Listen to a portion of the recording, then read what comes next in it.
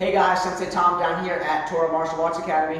What we're going to be looking at this week quite a bit is some of the self-defense techniques on both our youth curriculum and our adult jiu-jitsu curriculum. So this video is going to be the first level on the jiu-jitsu curriculum is the self-defense technique for the white and black belt. So let's get right to it because there's going to be a lot of material on these videos.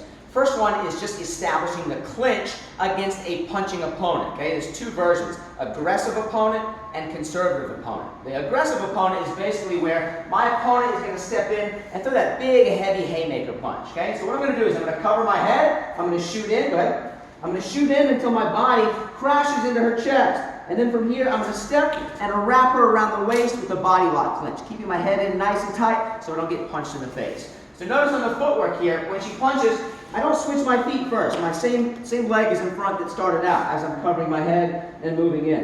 And now from here, I'm going to step around behind, get the gable grip behind the body, and keep my head in nice and tight. From here, there's lots of takedowns and throws you can get into, but my primary concern is just making sure I get in to control the person here, okay?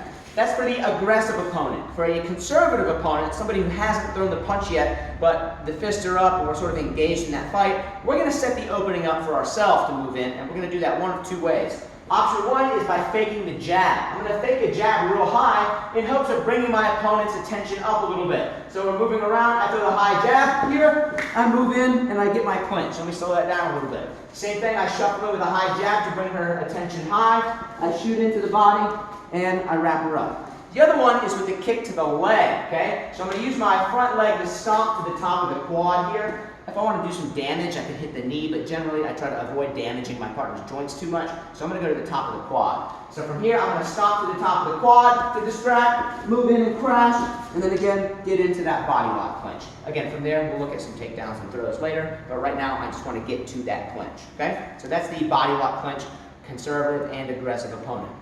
Moving on to some of our grab escapes. Some of these are going to be very similar to what we see in the youth curriculum as well.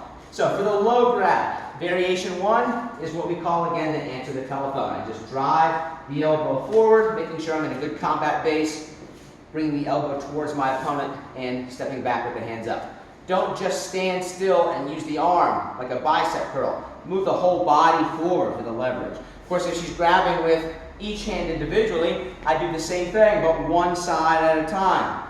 Rotating the shoulder forward. Again, rotate the shoulder forward, forward, and get back. If she grabs both hands on the same wrist, okay, now it's kind of hard to do it just with the one hand, especially if they're really strong. So in this case, I'm going to use the other hand to help. I'm going to reach in and grab the fist. And now for this one, I do step backwards because I'm pulling here. My leverage is a little bit different. So rather than driving in for that one, I actually do step backwards. And again, I always finish in a defensive position, okay? For the cross grab, we have a similar escape we did for the other one. I rotate, and again, I'm going to strike the wrist as I pull the hand to my shoulder. Again, I rotate over, hand comes to the chest, I strike near the wrist, not the elbow, and I pull my other hand back towards my shoulder just to pop out of that grip.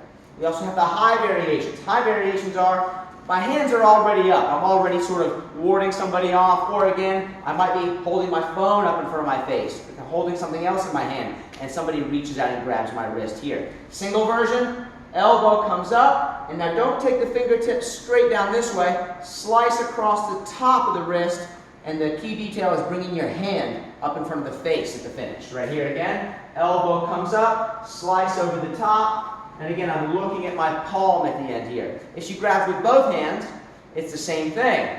I just use this hand to help. I rotate and I slice down. Again, for the two-handed one, I usually step back a little bit to give a little extra leverage. And then if she grabs each hand individually, same thing, but I can't do both at the same time. I can't get enough rotation there. I've got to do one side at a time. 1, 2, and again, finishing, getting back with the hands up, okay?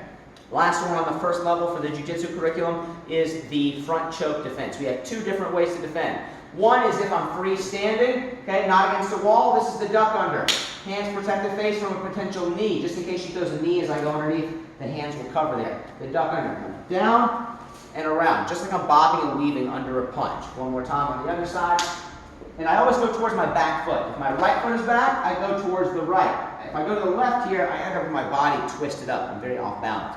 I always rotate my head towards the back leg, and then I get back, bring the hands up. The other one is for if we're against the wall and we can't back up at all, okay? So again, if she has me pinned against the wall here, this way, and I can't do the duck under. Now it's going to be very hard to see from that angle, so we're going to stay sideways so you can see it.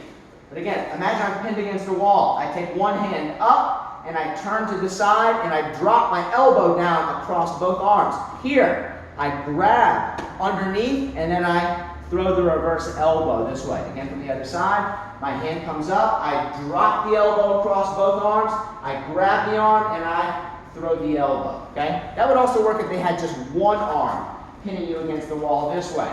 Whatever arm is here, use the opposite arm. Drop, grab, and hit this way. Very simple, okay? So that's all the self-defense technique for the level 1, the white and black belt in our adult jiu-jitsu curriculum, okay? Work on that, and we'll see you guys on the next one.